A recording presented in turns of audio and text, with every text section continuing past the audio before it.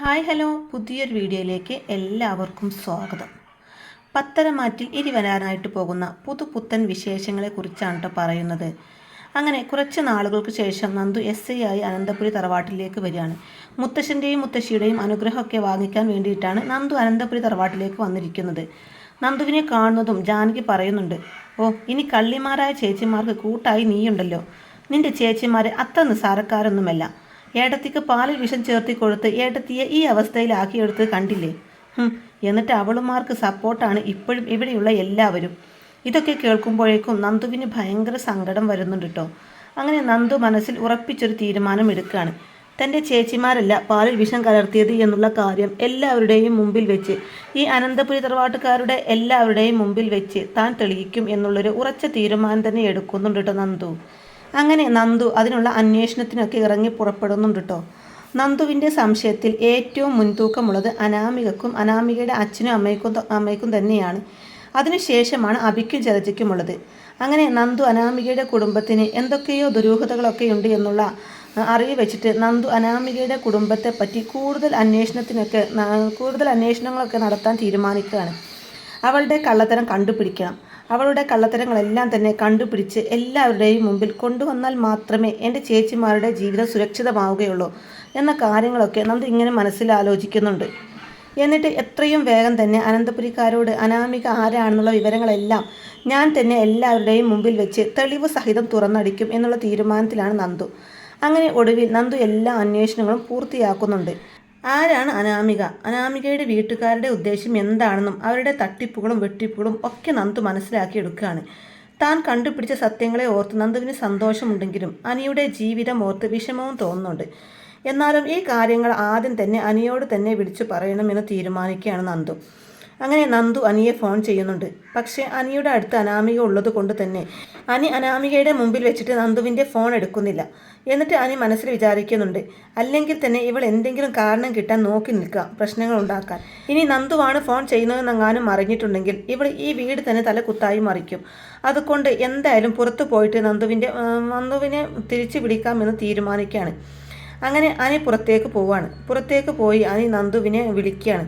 അങ്ങനെ ഫോൺ എടുക്കുന്ന നന്ദുവിനോട് അനി ചോദിക്കുകയാണ്, എന്താ നന്ദന മേഡം, എന്താണ് പതിവില്ലാതെ എന്നെ വിളിച്ചതെന്ന് ചോദിക്കുമ്പോൾ നന്ദു തിരിച്ചു ചോദിക്കുന്നുണ്ട്, അനി എന്നെ കളിയാക്കാൻ വേണ്ടിയിട്ടാണോ നന്ദന മേഡം എന്നൊക്കെ വിളിച്ചത്? ഏയ് ഒരിക്കലുമല്ല. നീ ഇപ്പോൾ SI നന്ദന ആണല്ലോ, അതുകൊണ്ടാണ് നിന്നെ നന്ദന മേഡം എന്ന് ഞാൻ വിളിച്ചത്. അപ്പോൾ നന്ദു പറയും, അനി എന്നെ അങ്ങനെയൊന്നും വിളിക്കേണ്ട, നന്ദു എന്ന് തന്നെ വിളിച്ചാൽ മതി എന്ന്. അപ്പോൾ അനി ചോദിക്കും, എന്താ നന്ദു, എന്താ പതിവില്ലാതെ എന്നെ ഫോൺ ചെയ്തതെന്ന് ചോദിക്കുമ്പോൾ നന്ദു പറയുന്നുണ്ട്, അനി എനിക്ക് നിന്നോട് കുറച്ച് കാര്യങ്ങൾ സംസാരിക്കാനുണ്ട്, നീ വിഷമിക്കൊന്നും ചെയ്യരുതെന്ന് പറയുമ്പോൾ ടെൻഷനോട് അനി ചോദിക്കുന്നുണ്ട്, എന്താ നന്ദു, എന്തെങ്കിലും പ്രശ്നമുണ്ടോ? അപ്പോൾ നന്ദു പറയുന്നുണ്ട്, അനി ഞാൻ കുറച്ച് കാര്യങ്ങളൊക്കെ അറിഞ്ഞു. അനാമികക്കും അവളുടെ വീട്ടുകാർക്കും എങ്ങനെയാണ് ഇത്രത്തോളം ക്യാഷൊക്കെ ഉണ്ടാകുന്നത്, അവരെങ്ങനെയാണ് പണക്കാരായത് എന്നൊക്കെ ചോദിക്കുകയാണ്. അപ്പോൾ അനി പറയുന്നുണ്ട്, അതിനെപ്പറ്റിയൊന്നും എനിക്കറിയില്ല നന്ദു, അവർ വലിയ ക്യാഷുകാരാണ് എന്നാണ് അവർ തന്നെ പറയുന്നത്. പിന്നെ എനിക്ക് ഈ ക്യാഷിനോടും സ്വത്തിനോടൊന്നും അത്ര വലിയ ആഗ്രഹമൊന്നുമില്ല എന്നുള്ള കാര്യം നിനക്കറിയാലോ. അതുകൊണ്ട് തന്നെ ഞാൻ അതിനെപ്പറ്റിയൊന്നും അന്വേഷിക്കാനും പോയിട്ടില്ല എന്ന് പറയുകയാണ് അനി. എന്നാൽ അതങ്ങനെയല്ല അനി, ഞാൻ കുറച്ച് കാര്യങ്ങളൊക്കെ അന്വേഷിച്ചറിഞ്ഞു. നിനക്കറിയാലോ, ആദർശേട്ടൻ്റെ അമ്മക്ക് പാലിൽ വിഷം ചേർത്ത് കൊടുത്തത് എൻ്റെ ചേച്ചിമാരാണെന്ന ആ വീട്ടിലുള്ളവരുടെ സംസാരം. അതിൻ്റെ ഭാഗമായിട്ടാണ് ഞാൻ അനാമികയുടെ വീട്ടുകാരെക്കുറിച്ച് അന്വേഷിച്ചത്. എന്തായാലും എൻ്റെ സംശയം തെറ്റിയില്ല. എൻ്റെ അന്വേഷണം സത്യത്തെ തന്നെയാണ് എത്തിയിരിക്കുന്നത്. അതുകൊണ്ട് നീയാണ് ഇനി തീരുമാനിക്കേണ്ടത്, ഞാൻ ഇതുമായിട്ട് മുന്നോട്ട് പോകണോ അതോ ഇത് ഇവിടെ വെച്ച് അവസാനിപ്പിക്കണോ എന്നുള്ള കാര്യങ്ങളെക്കുറിച്ചൊക്കെ നീയാണ് തീരുമാനിക്കേണ്ടത് എന്ന് പറയാണ്. അതുകൊണ്ട് തന്നെയാണ് ഞാൻ നിന്നോട് ഇതേപ്പറ്റി സംസാരിച്ചത് എന്ന് പറയുന്നുണ്ട് നന്ദു. അപ്പോൾ തിരിച്ചാണ് ചോദിക്കുന്നുണ്ട്, നന്ദു എന്തെങ്കിലും പ്രശ്നമുണ്ടോ, എന്താ നീ ഇങ്ങനെയൊക്കെ പറയുന്നതെന്ന് ചോദിക്കുമ്പോൾ അനി എനിക്കിത് നിന്നോട് പറയാൻ വിഷമമുണ്ട്. നിന്നോട് എങ്ങനെ പറയണമെന്ന് എനിക്കറിയില്ല. പക്ഷേ ഞാനിത് നിന്നോട് പറയാതിരുന്നാൽ എന്നെങ്കിലും നീ ഒരിക്കൽ ഇതെല്ലാം അറിയും. അങ്ങനെ സത്യങ്ങൾ അറിഞ്ഞു കഴിയുമ്പോൾ ഞാൻ നിന്നോട് ചെയ്തത് ഏറ്റവും വലിയ ചതി ഇതായിരിക്കും എന്നൊരു തോന്നലുണ്ടാവും. അതുകൊണ്ടാണ് ഞാൻ നിന്നോട് ഇത് പറയാൻ വേണ്ടി തീരുമാനിക്കുന്നത്. തുടർന്ന് പറയുന്നുണ്ട്, അനാമികയും അവളുടെ അച്ഛനും അമ്മയും ഒന്നും നമ്മൾ വിചാരിക്കുന്നത് പോലെയല്ല അനി. തട്ടിപ്പും വെട്ടിപ്പും ഒക്കെ ആയിട്ട് അവരൊരുപാട് ആൾക്കാരെ പറ്റിച്ച് ജീവിക്കുന്നവരാണ്. അങ്ങനെയുള്ള ആൾക്കാർ എങ്ങനെയാണ് അനന്തപുരി തറവാട്ടിലേക്ക് വന്നതെന്ന് പോലും എനിക്ക് ചിന്തിക്കാൻ പോലും കഴിയുന്നില്ല. എന്താ നന്ദു, എന്താ നീ ഇങ്ങനെയൊക്കെ പറയുന്നത്? നിനക്ക് എന്തെങ്കിലും അവരെക്കുറിച്ച് വ്യക്തമായ തെളിവ് കിട്ടിയോ എന്നാണ് ചോദിക്കുമ്പോൾ നന്ദു പറയാണ്, അതേ അനി, എനിക്ക് അവരെക്കുറിച്ചുള്ള എല്ലാ തെളിവുകളും കിട്ടി. ഞാൻ അവരെ പറ്റി എല്ലാ കാര്യങ്ങളും അന്വേഷിച്ചറിഞ്ഞു. എനിക്ക് ആദ്യം തന്നെ അവളെക്കുറിച്ച് നല്ല സംശയമുണ്ടായിരുന്നു. ഞാനും നീയും തമ്മിലുള്ള ബന്ധം തുടങ്ങാൻ പോലും കാരണക്കാരി അവളാണല്ലോ. അപ്പോൾ പിന്നെ എനിക്ക് പിന്നീട് അവളുടെ കാര്യത്തിൽ പല സംശയങ്ങളും തോന്നി തുടങ്ങിയതായിരുന്നു എന്നൊക്കെ നന്ദു പറയുമ്പോൾ അനിയും പറയുന്നുണ്ട്, ശരിയാ നന്ദു, എനിക്കും അവളെപ്പറ്റി നല്ല സംശയമുണ്ടായിരുന്നു. എനിക്ക് മാത്രമല്ല, ആദർശേട്ടനും നയനേടത്തിക്കും നവ്യേടത്തിക്കും ഒക്കെ അവളുടെ ഫാമിലിയെക്കുറിച്ചും നല്ല സംശയങ്ങളുണ്ടായിരുന്നു. എന്നാൽ വ്യക്തമായ ഒരു തെളിവും ഇല്ലാതെ മറ്റുള്ളവരെ കുറ്റം പറയാൻ പറ്റില്ലല്ലോ. അതുകൊണ്ടാണ് ഞങ്ങൾ പിന്നെ അതേപ്പറ്റി ഒന്നും സംസാരിക്കാതിരുന്നതെന്ന് പറയുന്നുണ്ട് അനി. എനിക്ക് കിട്ടിയിരിക്കുന്ന ഏറ്റവും വലിയ തെളിവ് എന്ന് പറയുന്നത് അനാമികയുടെ അച്ഛൻ വേണുവിനെക്കുറിച്ച് ഒരു കേസ് ഫയൽ എൻ്റെ ടേബിളിന് മുമ്പിൽ വന്നപ്പോഴാണ്. ആ ഫയൽ ഇപ്പോഴും എൻ്റെ ടേബിളിൽ തന്നെ ഇരിപ്പുണ്ട്. ഞാൻ അതിനെക്കുറിച്ച് വ്യക്തമായി പഠിച്ചു, വ്യക്തമായി അന്വേഷിച്ചറിയുകയും ചെയ്തു. അപ്പോഴാണ് ഞാൻ മനസ്സിലാക്കിയത്, അവർ തട്ടിപ്പും വെട്ടിപ്പുമായി ആളുകളെ പറ്റിച്ച് ജീവിക്കുന്നവരാണ്. ശരിക്കും പറഞ്ഞാൽ പക്കാ ഫ്രോഡുകൾ, എല്ലാവരോടും വിശ്വാസവഞ്ചന ചെയ്യുന്നവർ. എന്തുകൊണ്ടാണ് അവർ അനന്തപുരിയിലേക്ക് വന്നിരിക്കുന്നത് എന്ന് എനിക്ക് മനസ്സിലായില്ലായിരുന്നു. പക്ഷേ ആ കേസ് ഫയൽ പഠിച്ചപ്പോൾ എനിക്കെല്ലാം മനസ്സിലായി. പണം തന്നെയാണ് അവരുടെ ഉദ്ദേശ്യം. അത് കിട്ടിക്കഴിഞ്ഞാൽ അവരങ്ങ് പോയിക്കോളും. കാരണം ഇതുപോലെ തന്നെയാണ് അവർ മുമ്പും ചെയ്തിട്ടുള്ളത്. ഒരുപാട് ആളുകളുടെ കയ്യിൽ നിന്ന് പലതും പറഞ്ഞ് പ്രലോഭിപ്പിച്ച് പണം കൈക്കലാക്കി കഴിഞ്ഞിട്ട് അവർ മുങ്ങും. ഇതാണ് അവരുടെ സ്ഥിരം പരിപാടി. അപ്പോൾ അത് ചോദിക്കുകയാണ്, എന്താ നന്ദു നീ പറയുന്നത്? ഇതൊക്കെ സത്യമാണോ? എങ്ങനെയൊക്കെ പറ്റിച്ച് നടന്നാലും അവർക്ക് ഇത്രയും ആർഭാടമൊക്കെ കാണിക്കാൻ വേണ്ടിയിട്ട് എവിടെ നിന്നാണ് ഇത്രത്തോളം അധികം പണം കിട്ടുന്നത്? അപ്പോൾ നന്ദു പറയാണ്, അത് തന്നെയാണ് അനി ഞാൻ പറയുന്നത്. ആളുകളെ തട്ടിച്ചും വെട്ടിച്ചും അവരുടെ കയ്യിൽ കുറേ ക്യാഷുണ്ട്. ആ ക്യാഷ് കൊണ്ടാണ് അവർ ഈ ആർഭാടങ്ങളൊക്കെ കാണിക്കുന്നത്. എന്നിട്ട് ആ ആർഭാടം കാണിച്ച തുകക്ക് ഇരട്ടിയുടെ ഇരട്ടിയായിട്ട് ആളുകളിൽ നിന്ന് അവർ ക്യാഷ് അടിച്ചു മാറ്റും. ഇതൊക്കെ ആ കേസ് ഫയലിൽ നിന്ന് ഞാൻ പഠിച്ചെടുത്ത കാര്യങ്ങളാണ്. ഇതൊക്കെ കേൾക്കുമ്പോഴേക്കും അനി ആകെപ്പാടെ ഷോക്കാവുന്നുണ്ട്. അനി, നിനക്കറിയാവോ, ഇപ്പം അവർ താമസിക്കുന്ന വീട് പോലും അവരുടേതല്ല. അവർ ഈ ആർഭാടമൊക്കെ കാണിക്കുന്നത് നിന്റെ വീട്ടിൽ നിന്ന് എന്തോ കാര്യമായിട്ട് അടിച്ചു മാറ്റാൻ വേണ്ടി തന്നെയാണ്. അതുകൊണ്ടാണ് അവർ ഇത്രയും വലിയ ആർഭാടമൊക്കെ കാണിക്കുന്നത്. എന്നിട്ട് അവരുടെ കാര്യം നടന്നു കഴിയുമ്പോൾ അവരവിടെ നിന്ന് മുങ്ങും. പിന്നെ മറ്റൊരു നാട്ടിൽ മറ്റൊരു പേരിലായിരിക്കും അവരറിയപ്പെടുക. പിന്നെ നമുക്ക് അവളെ മഷിയിട്ട് കണ്ടുപിടിക്കാൻ പോലും കഴിഞ്ഞെന്ന് വരില്ല. അതുകൊണ്ട് നീയാണ് ഇനി കാര്യങ്ങൾ തീരുമാനിക്കേണ്ടത്, ഇനി എന്താണ് ചെയ്യേണ്ടത് എന്നൊക്കെ. അപ്പോൾ അനി നന്ദുവിനോട്, ഇതൊക്കെ സത്യമാണോ നന്ദു? എനിക്കിതൊന്നും ഇപ്പോഴും വിശ്വസിക്കാൻ പറ്റുന്നില്ല. അവളുടെ നടത്തവും സംസാരവും ഒക്കെ കണ്ടാൽ ഇത്രത്തോളം തട്ടിപ്പ് ചെയ്തിട്ടാണ് ഇങ്ങനെയൊക്കെ പെരുമാറുന്നത് എന്നുള്ള ഒരു സംശയവും ആർക്കും തോന്നില്ല. തുടർന്ന് പറയുന്നുണ്ട്, എനിക്കൊരു കാർ അവർ വാങ്ങി തന്നിട്ടുണ്ടായിരുന്നു. ആ കാർ ഇവിടെ എല്ലാവരെയും കൊണ്ടുവന്ന് കാണിച്ചതുമാണ്. മാത്രവുമല്ല, ഞങ്ങൾക്ക് പറഞ്ഞ ഒരു സ്ഥലവും അവർ വാങ്ങിയിരുന്നു. അത് അത്യാവശ്യം നല്ല പൈസ മുടക്കുള്ള സ്ഥലമാണ്. സിറ്റിക്കടുത്തുള്ള സ്ഥലമല്ലേ? അപ്പോൾ എന്താണെങ്കിലും നല്ല പൈസ മുടക്കുള്ള സ്ഥലമാണ്. അപ്പോൾ അതിനൊക്കെയുള്ള ക്യാഷ് അവർക്ക് എവിടെ നിന്നാണ് കിട്ടുന്നത്? അനി, ഞാൻ അതിനെപ്പറ്റി എല്ലാം അന്വേഷിച്ചു. നിനക്ക് വാങ്ങിച്ചു എന്ന് പറയുന്ന ആ കാറില്ലേ, അതിൻ്റെ യഥാർത്ഥ ഓണറിനെ ഞാൻ കണ്ടിരുന്നു. അയാൾ അവർക്കത് വാടകയ്ക്ക് കൊടുത്തതാണ്. മാത്രവുമല്ല, നിന്റെ സ്ഥലത്തിൻ്റെ കാര്യം, ആ സ്ഥലം വാങ്ങിച്ചത് ഒരു അച്ചായനാണ്. അയാളത് ആഗ്രഹിച്ച് മോഹിച്ച് വാങ്ങിയ സ്ഥലമാണ്. ഈ വേണു അയാളുടെ ഒരു പരിചയക്കാരനാണ്. അങ്ങനെ നിന്നെ അത് കാണിച്ച് ചുമ്മാ അങ്ങ് പറ്റിച്ചതാണ്. നീ അതെല്ലാം കണ്ടു വിശ്വസിച്ചു എന്നുള്ള വിശ്വാസത്തിലാണ് അവരിപ്പോഴും ജീവിക്കുന്നത്. എന്തായാലും ആ ഒരു വിശ്വാസത്തിൽ തന്നെ അവർ കുറച്ചും കൂടെ മുന്നോട്ട് പോവട്ടെ. കാരണം എനിക്ക് കുറച്ചും കൂടെ കാര്യങ്ങൾ ഡീറ്റെയിൽ ആയിട്ട് അന്വേഷിക്കാനുണ്ട്. കുറച്ച് തെളിവുകളും കൂടെ എടുക്കാനുണ്ട്. ഉടനെ എല്ലാ തെളിവുകളുമായി ഞാൻ അനന്തപുരിയിലോട്ട് വരുന്നുണ്ട്. അപ്പോൾ അനി പറയുന്നുണ്ട്, അപ്പോൾ അനാമിക തന്നെയായിരിക്കും വല്യമ്മ അന്ന് കൊടുത്ത് സ്വർണം എടുത്തത്. എന്നിട്ട് നിങ്ങളാണ് ആ സ്വർണ്ണമെല്ലാം കൊണ്ടുപോയത് എന്ന് പറയുന്നത് പച്ചക്കള്ളമായിരിക്കും. അതൊക്കെ അന്ന് തൊട്ടേ എനിക്ക് നല്ല സംശയമുണ്ട്. പിന്നെ ഒരു തെളിവും ഇല്ലാത്തത് കൊണ്ടാണ് ഞാൻ ഇതേപ്പറ്റി ഒന്നും അന്വേഷിക്കാഞ്ഞത്. അതുകൊണ്ട് ഇതും കൂടെ നീ ഒന്ന് അന്വേഷിക്കണം നന്ദോ എന്ന് പറയുമ്പോൾ, അതെല്ലാം ഞാൻ അന്വേഷിക്കുന്നുണ്ട് അനി. അതും കൂടെ അന്വേഷിക്കാനാണ് എനിക്ക് കുറച്ചും കൂടി സമയം വേണമെന്ന് ഞാൻ പറയുന്നത്. മാത്രവുമല്ല, അവൾ എൻ്റെ ചേച്ചിമാരെ അവിടെ ഒന്നും പുറത്താക്കാൻ വേണ്ടിയിട്ട് ആദർശേട്ടൻ്റെ അമ്മക്ക് വിഷം കൊടുത്തു. ശരിക്കും പറഞ്ഞാൽ വല്യമ്മ അല്ലായിരുന്നു അന്ന് ആ പാൽ കുടിക്കേണ്ടിയിരുന്നത്. എൻ്റെ നവ്യേച്ചി ആയിരുന്നു. നവ്യേച്ചിയുടെ വയറ്റിൽ വളരുന്ന കുഞ്ഞിനെ ഇല്ലാതാക്കാൻ വേണ്ടിയിട്ടായിരുന്നു അവളുമാർ അങ്ങനെ ചെയ്തത്. അതുകൊണ്ട് തന്നെ അവളുടെയും അവളുടെ അമ്മയുടെയും അച്ഛൻ്റെയും ഒക്കെ കള്ളത്തരങ്ങൾ എനിക്ക് എല്ലാവരുടെയും മുമ്പിൽ വെച്ച് വിളിച്ചു പറയണം എന്നൊക്കെ നന്ദു അനിയോട് പറയുന്നുണ്ട്. അപ്പോൾ അനി പറയുന്നുണ്ട്, എന്തായാലും നിന്റെ തീരുമാനവുമായിട്ട് നീ മുന്നോട്ട് പോകണം. ഞാൻ ഏതായാലും ഒരു തടസ്സവും പറയില്ല. കാരണം എൻ്റെ വീട്ടുകാരെ ചതിച്ചു കൊണ്ടിരിക്കുന്ന അവള്, എല്ലാവരുടെയും മുമ്പിൽ വലിയ ആളായി നിൽക്കുന്ന അവള്, പാവം എൻ്റെ അമ്മ. ഇതറിയുമ്പോൾ അമ്മക്ക് ഒരുപാട് സങ്കടമാവും. എങ്കിലും സാരമില്ല നന്ദു, നീ നിന്റെ തീരുമാനവുമായിട്ട് മുന്നോട്ട് പോയിക്കോ. എൻ്റെ എല്ലാ സപ്പോർട്ടും നിനക്കുണ്ടാവും എന്ന് പറയുകയാണ് കേട്ടോ അനി. അപ്പോൾ നന്ദു, അനി നിനക്ക് വിഷമമുണ്ടോ എന്ന് ചോദിക്കുമ്പോൾ, എനിക്ക് വിഷമോ?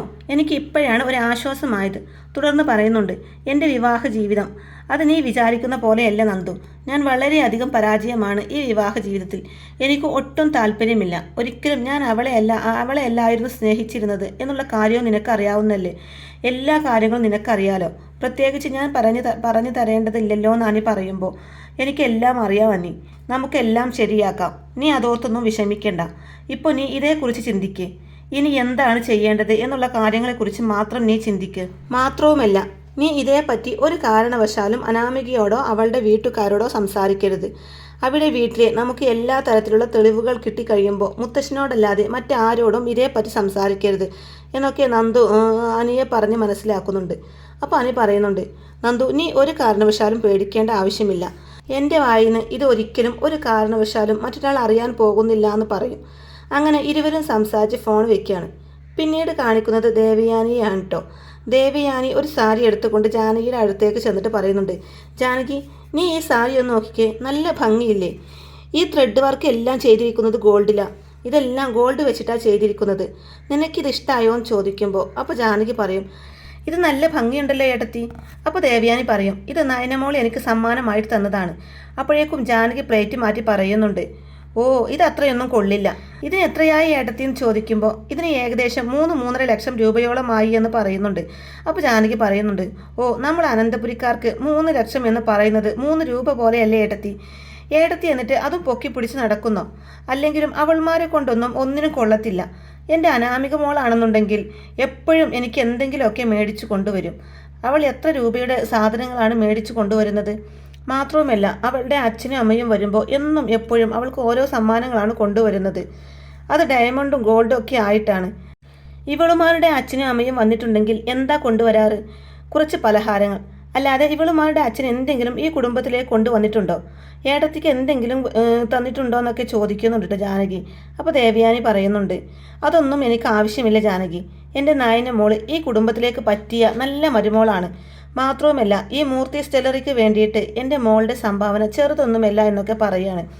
അപ്പോൾ ജാനകി ചോദിക്കുന്നുണ്ട്, ഓ, ഒരു സാരി കണ്ടപ്പോഴേക്കും ഏട്ടത്തി അവളുടെ ആരാധികയായോ എന്ന് ചോദിക്കും.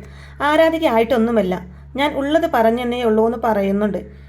അപ്പോഴേക്കും നമ്മുടെ അനാമികയുടെ അച്ഛനും അമ്മയും അങ്ങോട്ടേക്ക് വരികയാണ്, ഇവർ സംസാരിക്കുന്നതും കേട്ടുകൊണ്ട്.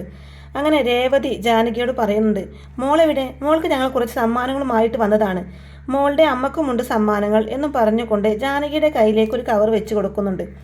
അനാമിക അങ്ങോട്ടേക്ക് വരുമ്പോൾ അനാമികക്കും കൊടുക്കുന്നുണ്ട് ഒരു കവർ. അങ്ങനെ അനാമിക ആ കവർ തുറന്നു നോക്കിയപ്പോൾ അതിലൊരു സാരി ആയിരുന്നു. വലിയ വിലയുടെ സാരിയാണ്. അങ്ങനെ അവർ അതിനെപ്പറ്റി പൊങ്ങച്ചൊക്കെ പറഞ്ഞുകൊണ്ടിരിക്കുകയാണ്. എന്നിട്ട് ജാനകി നമ്മുടെ നയന ദേവയാനിക്ക് കൊടുത്ത സാരിയെപ്പറ്റി വളരെയധികം തരം താഴ്ത്തിക്കെട്ടി സംസാരിക്കുന്നൊക്കെയുണ്ട്. അപ്പോൾ അനാമിക ചോദിക്കുകയാണ്, വല്യമ്മയ്ക്ക് എന്താ അമ്മ സാരി വാങ്ങിക്കാനിതെന്ന് ചോദിക്കുമ്പോൾ രേവതി പറയുന്നുണ്ട്, ചേച്ചിക്ക് ഇഷ്ടപ്പെട്ട കളറുകളൊന്നും അവിടെ ഞാൻ കണ്ടില്ല.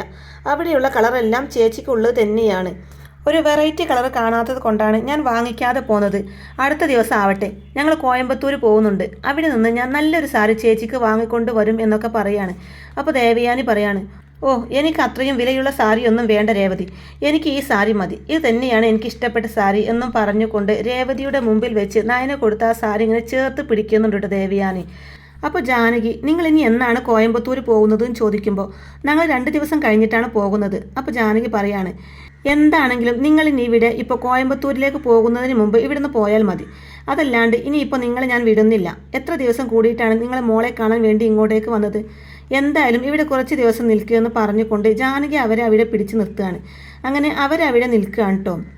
അങ്ങനെ പിറ്റേ ദിവസം കാണിക്കുന്നത് നന്ദു വീട്ടിലേക്ക് വരുന്നതാണ്. അതിന് മുന്നേയായി നന്ദുവും അനിയും കൂടെ മുത്തശ്ശനോട് എല്ലാ കാര്യങ്ങളും പറഞ്ഞിട്ടുണ്ടായിരുന്നു. അങ്ങനെ നന്ദുവിനെ കാണുന്നതും ജാനകിക്ക് അങ്ങ് ദേഷ്യം വരികയാണ്. അപ്പോൾ വേണുവും നന്ദുവിനെ കാണുന്നുണ്ട്. വേണു ജാനകിയോട് പറയുന്നുണ്ട്, എൻ്റെ മോളുടെ ജീവിതം എങ്ങനെയെങ്കിലും തകർക്കണം എന്ന് വിചാരിച്ചിട്ടാണ് ഈ അസത്ത് ഇതുവഴി കയറി നടക്കുന്നത്. ഇതൊന്ന് ജാനകിക്ക് നിർത്താനായില്ലേ എന്ന് ചോദിക്കുകയാണ് വേണു. അപ്പോൾ അത് കേട്ട് ജാനകി നന്ദുവിനോട് ദേഷ്യത്തോടെ ചോദിക്കുകയാണ്, നിനക്ക് എന്താടി ഇവിടെ കാര്യമെന്ന് ചോദിക്കുമ്പോൾ നന്ദു പറയാണ്, ഞാനിപ്പോൾ എൻ്റെ 2 ചേച്ചിമാരുടെ അനിയത്തിയായിട്ടല്ല ഇവിടെ വന്നിരിക്കുന്നത്. അപ്പോൾ ജാനകി പറയാണ്, ഓ, അവളിപ്പോൾ വലിയ കേസ് വാദിക്കുന്ന പോലീസുകാരിയല്ലേ, അതുകൊണ്ട് ഇവളിപ്പോൾ കേസ് അന്വേഷണവുമായി വന്നതായിരിക്കും എന്ന് കളിയാക്കി പറയുമ്പോഴേക്കും നന്ദു പറയുന്നുണ്ട്, അതെ ആൻറ്റി, ഞാൻ കേസിൻ്റെ കാര്യത്തിനായിട്ടാണ് ഇങ്ങോട്ട് വന്നിരിക്കുന്നത്. കുറച്ച് കള്ളന്മാരെ വിടുന്ന് എനിക്ക് പിടിക്കാനുണ്ട് എന്ന് പറയുകയാണ്. അപ്പോൾ ജാനകി ചോദിക്കുകയാണ്, കള്ളന്മാരോ? അതും ഈ അനന്തപുരി തറവാട്ടിലോ? നിനക്ക് ആരടി ഇവിടെ കള്ളന്മാരായിട്ട് തോന്നുന്നത്? ഓ, ഓ, നിന്റെ ചേച്ചിമാരെ ആയിരിക്കും എന്ന് പറഞ്ഞ് നന്ദുവിനെ കളിയാക്കുന്നുണ്ട് കേട്ടോ ജാനകി. പക്ഷേ വേണുവിന് എന്തോ ഭയങ്കര പേടിയും ടെൻഷനും ഒക്കെ ഉള്ളതുപോലെ തോന്നുന്നുണ്ട് കേട്ടോ. അപ്പോൾ അങ്ങോട്ടേക്ക് രേവതിയും അനാമികയും വരുന്നുണ്ട്. രേവതിക്കും അനാമികക്കും നന്ദുവിനെ കാണുമ്പോഴേക്കും ഭയങ്കരമായിട്ട് ദേഷ്യം വരികയാണ്.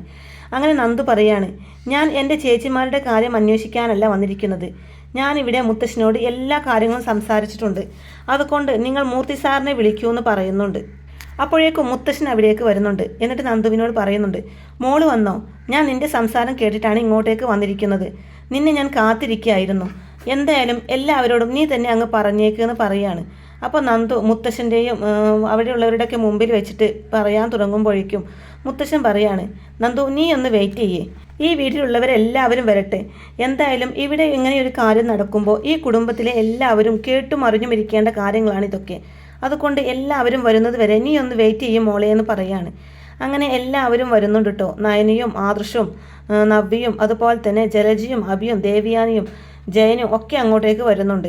അങ്ങനെ എല്ലാവരുടെയും മുമ്പിൽ വെച്ചിട്ട് നന്ദു ആദർശിന് ഒരു ഫയൽ കൊടുക്കുകയാണ്. ഈ ഫയലിനകത്തുണ്ട് ഈ വീട്ടിൽ കയറിക്കൂടിയ കള്ളന്മാരെ കുറിച്ചുള്ള എല്ലാ ഡീറ്റെയിൽസും. ആദർശേട്ടനെ ഇത് പരിശോധിച്ച് നോക്കാമെന്ന് പറയുമ്പോഴേക്കും ആദർശ് അത് വാങ്ങിച്ച് എല്ലാം നോക്കി ഞെട്ടി നിൽക്കുകയാണ്. എന്നിട്ട് മുത്തശ്ശൻ എല്ലാവരോടുമായിട്ട് പറയുന്നുണ്ട്, നന്ദുവും അനിയും എന്നോട് ഇതേപ്പറ്റി നേരത്തെ സംസാരിച്ചിരുന്നു. എന്തായാലും ഇത്രയും വലിയ കള്ളന്മാരാണ് ഇവിടെ വന്ന് കയറിയിരിക്കുന്നതെന്ന് ഞാൻ ഒരിക്കലും പ്രതീക്ഷിച്ചിരുന്നില്ല. അല്ലേ വേണു എന്ന് പറയുന്നത് കേൾക്കുമ്പോഴേക്കും വേണു ആകെപ്പാടെ ഞെട്ടി നിൽക്കുകയാണ്.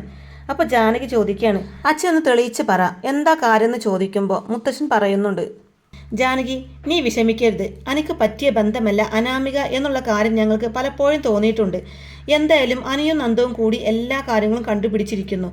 ഇവർ പക്ക ഫ്രോഡുകളാണ്. ഇവർ നമ്മുടെ അനന്തപുരി തറവാട്ടിലേക്ക് കയറി വന്നിരിക്കുന്നത് തന്നെ നമ്മുടെ സ്വത്തുക്കളുടെ ഒരു ഭാഗം കൊണ്ടുപോകാൻ വേണ്ടിയിട്ടാണ്. അല്ലാതെ അനിയോടുള്ള സ്നേഹമോ അല്ലാതെ നിന്നോടുള്ള സ്നേഹം കൊണ്ടൊന്നുമല്ല എന്നും പറഞ്ഞുകൊണ്ട് എല്ലാ കാര്യങ്ങളും വിശദീകരിച്ച് ജാനകിയെ പറഞ്ഞു കേൾപ്പിക്കുകയാണ് നന്ദുവും മുത്തശ്ശനും അനിയും എല്ലാവരും കൂടി. ഇതെല്ലാം കേൾക്കുമ്പോഴേക്കും ജാനകിക്ക് ആകെപ്പാടെ ഷോക്കായി നിൽക്കുകയാണ്. എന്നാൽ വീട്ടിലുള്ള മറ്റുള്ളവർക്ക് അത്രത്തോളം വലിയ ഷോക്കൊന്നും ആവുന്നില്ല. കാരണം എല്ലാവരും ഇതൊക്കെ പ്രതീക്ഷിച്ചിരിക്കുന്ന കാര്യങ്ങൾ തന്നെയായിരുന്നു. അങ്ങനെ അവിടെ വെച്ചിട്ട് എല്ലാവരുടെയും മുമ്പിൽ വെച്ച് നന്ദു നമ്മുടെ വേണുവിനെയും അനാമികയെയും രേവതിയെയും കസ്റ്റഡിയിൽ എടുക്കുന്നുണ്ട്. അപ്പോൾ ഇതൊക്കെ കാണിച്ചു കൊണ്ടാണ് കേട്ടോ അന്നത്തെ ആ ഒരു എപ്പിസോഡ് അവസാനിക്കുന്നത്. തുടർന്നുള്ള എപ്പിസോഡുകളിൽ ഭയങ്കര ട്വിസ്റ്റുകളൊക്കെ ആയിട്ടുള്ള കാര്യങ്ങളൊക്കെയാണ് നടക്കുന്നത്. പിന്നീട് കുറച്ച് നാളുകൾക്ക് ശേഷം അനിയും നന്ദുവുമായിട്ടുള്ള വിവാഹമൊക്കെ നടക്കുന്നുണ്ട്. ജാനകി തന്നെയാണ് മുൻകൈ എടുത്ത് വിവാഹം നടത്തി കൊടുക്കുന്നത്. അപ്പോൾ ഇങ്ങനെയൊക്കെയുള്ള നല്ല അടിപൊളി എപ്പിസോഡുകളൊക്കെ കാണാൻ വേണ്ടി ചാനൽ സപ്പോർട്ട് ചെയ്യാൻ മറക്കല്ലേ ഫ്രണ്ട്സ്.